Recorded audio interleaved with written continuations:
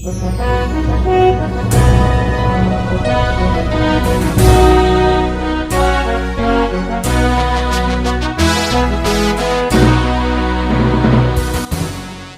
bagi saudara sekalian, marilah kita siapkan hati dan pikiran kita untuk mendengarkan firman Tuhan.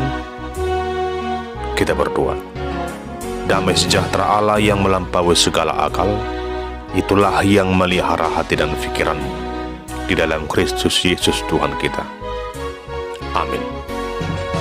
Jemaat yang terkasih dalam nama Tuhan Yesus, firman Tuhan yang menjadi nas khotbah dalam ibadah Minggu tanggal 21 Juni tahun 2026 diambil dari kitab Kejadian pasal 21 ayat yang ke-8 hingga ayat 21. Demikian firman Tuhan. Bertambah besarlah anak itu, dan ia disapi. Lalu Abraham mengadakan perjamuan besar pada hari Ishak disapi itu.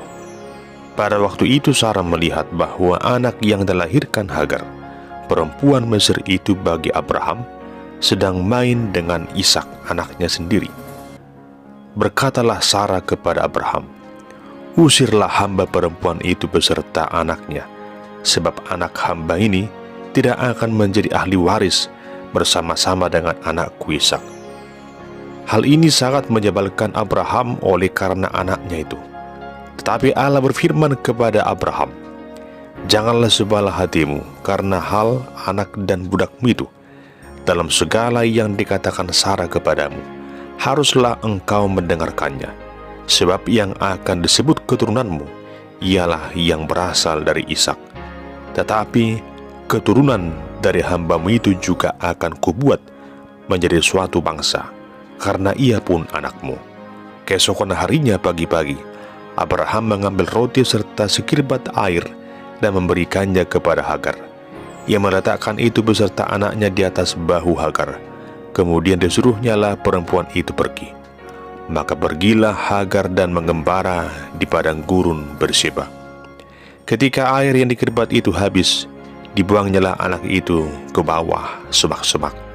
Dan ia duduk agak jauh, kira-kira sebagaimana jauhnya, sebab katanya, "Tidak tahan aku melihat anak itu mati." Sedang ia duduk di situ, menangislah ia dengan suara nyaring. Allah mendengar suara anak itu. Lalu malaikat Allah berseru dari langit kepada Hagar. Katanya kepadanya, "Apakah yang kau susahkan, Hagar? Janganlah takut, sebab Allah telah mendengar suara anak itu dari tempat ia terbaring. Bangunlah, angkatlah anak itu, dan bimbinglah dia, sebab aku akan membuat dia menjadi bangsa yang besar." Lalu Allah membuka mata Hagar, sehingga ia melihat sebuah sumur. Ia pergi mengisi kirbatnya dengan air, kemudian diberinya anak itu minum. Allah menyertai anak itu, sehingga ia bertambah besar. Ia menetap di padang gurun dan menjadi seorang pemanah. Maka tinggallah ia di padang gurun Paran, dan ibunya mengambil seorang istri baginya dari tanah Mesir.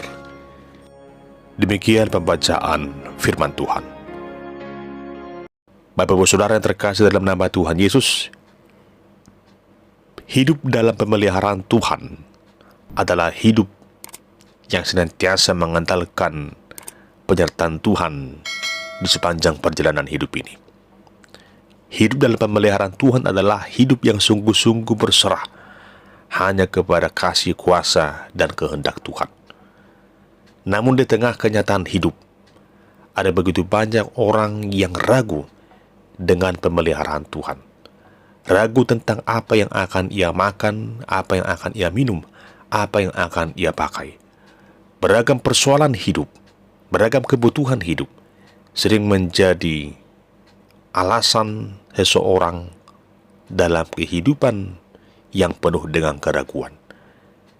Namun jemaat yang dikasihi Tuhan, kita harus sungguh-sungguh semakin merenungkan dan menghayati bahwa Tuhan tidak pernah membiarkan kita umat ciptaannya sendiri dan tersingkirkan, sendiri di tengah-tengah menghadapi beragam kemelut hidup ini.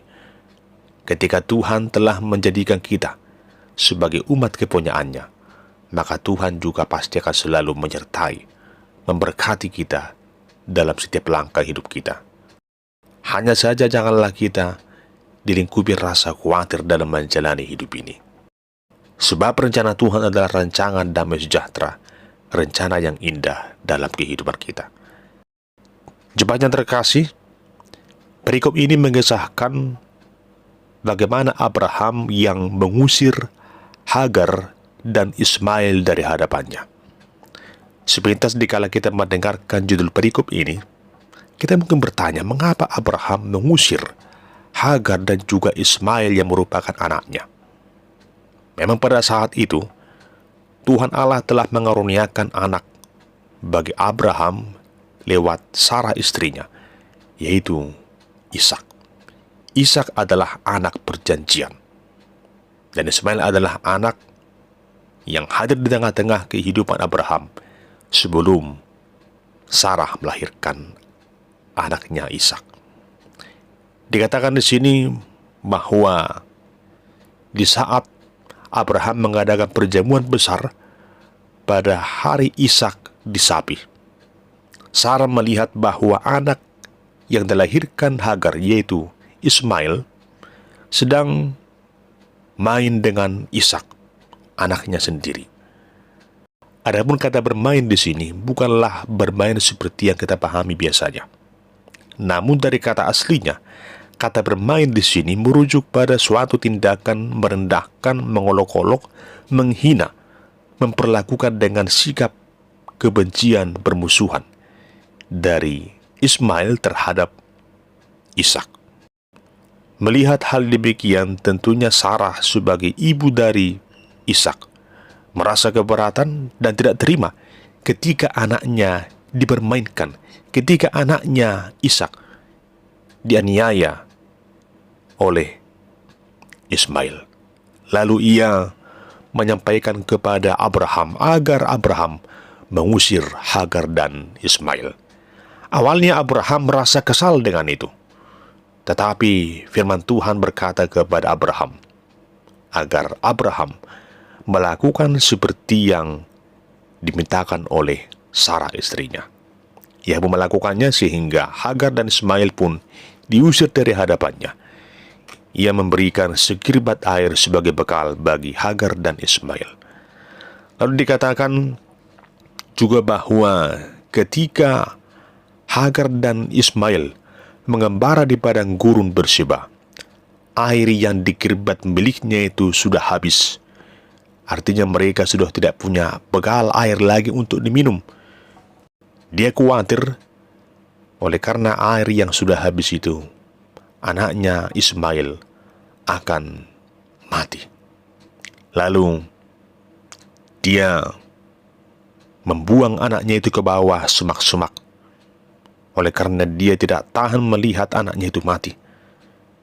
Kita boleh bayangkan bagaimana perasaan seorang ibu melihat anaknya yang kehausan dan terancam nyawanya oleh karena situasi air yang sangat sulit.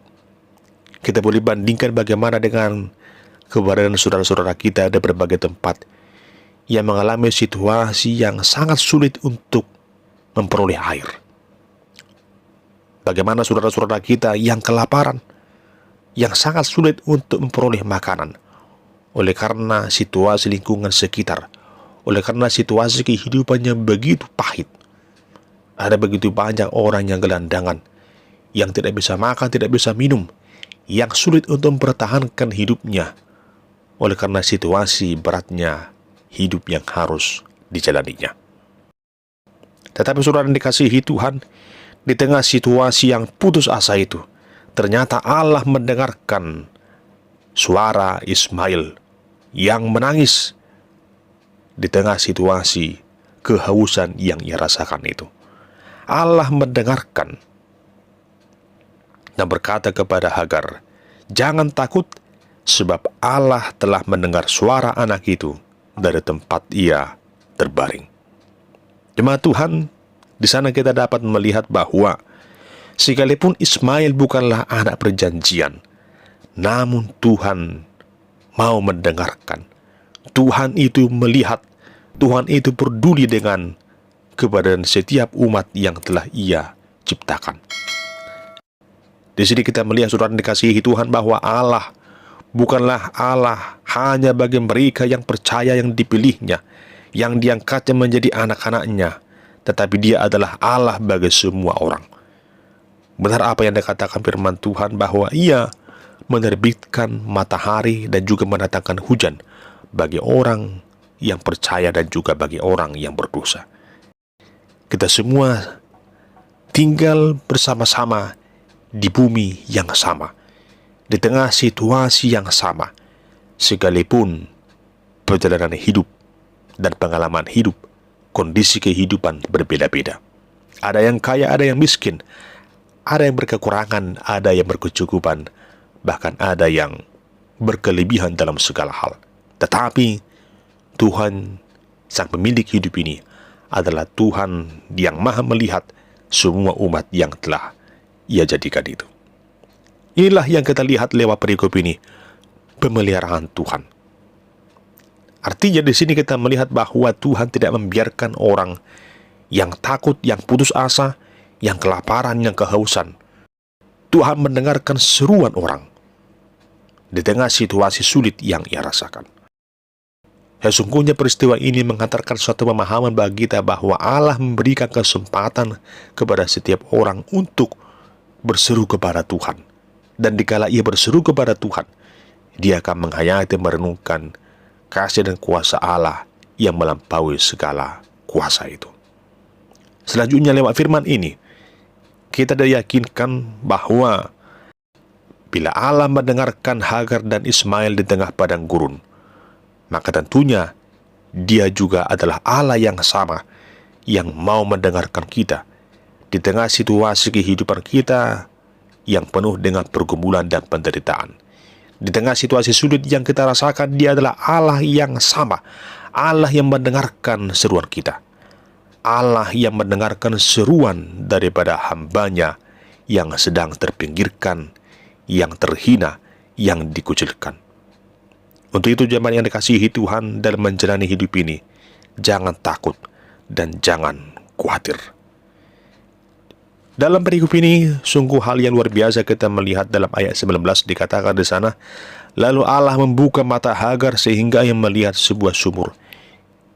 Ia pergi mengisi kirbatnya dengan air, kemudian diberinya anak itu minum. Jemaat Tuhan, sungguh luar biasa bagaimana Allah membuka mata Hagar yang kala itu dalam situasi yang begitu takut, frustasi, putus asa, khawatir dalam hidupnya.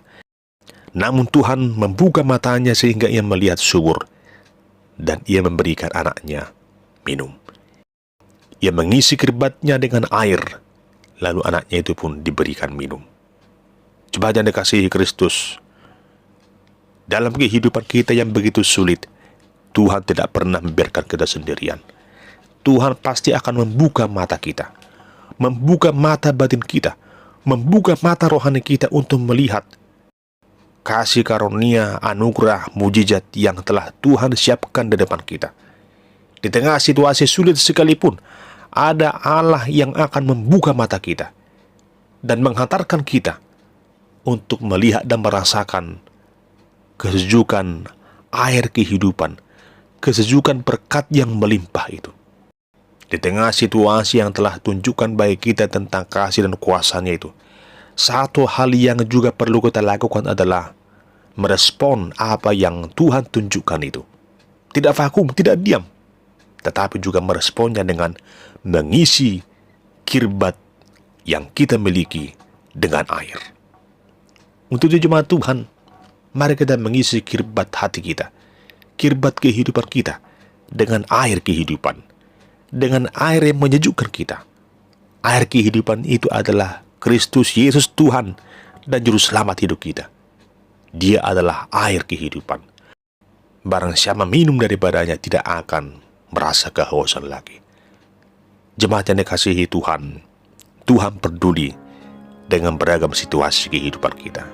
Oleh karena itu, yakin dan percayalah bahwa Allah yang telah mendengarkan seruan Ismail, Dia adalah Allah yang Esa di dalam Kristus Yesus yang juga mendengarkan seruan kita.